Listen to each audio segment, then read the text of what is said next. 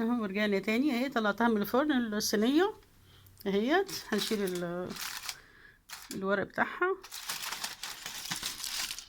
نشيل الورق اهوت. وادي الصينية اهيت بعد ما طلعت اهي زي ما انتم شايفين. نبتدي بقى نشوفها ايه. بصوا استوت اهيت البطاطس اهيت ما شاء الله. مهم. كل حاجة فيها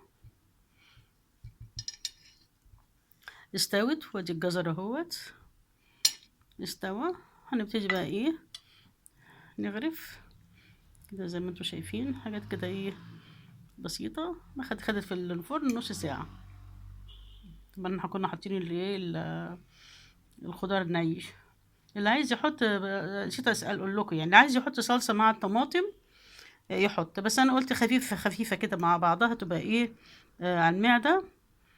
آه بتريح المعدة يعني اهيت. مهم. وطبعا الارانب استوت اهيت. بصوا يعني حاجة صراحة يعني في منتهى الجمال. والريحة مش قادرة اقول لكم والله حلوة حلوة حلوة يعني. الريحة جميلة وهي كلها جميلة كده ببعضها اهيت. مهم. اهي.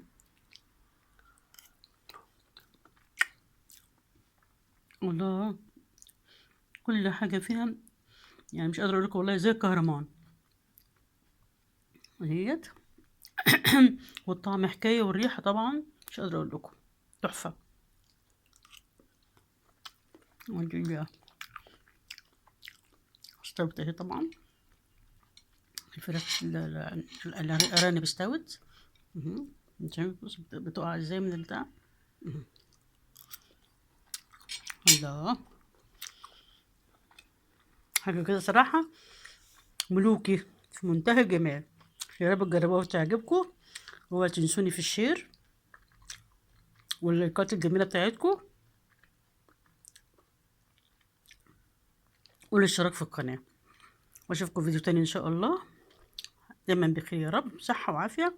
ما تنسونيش من دعواتكم. السلام عليكم ورحمة الله وبركاته.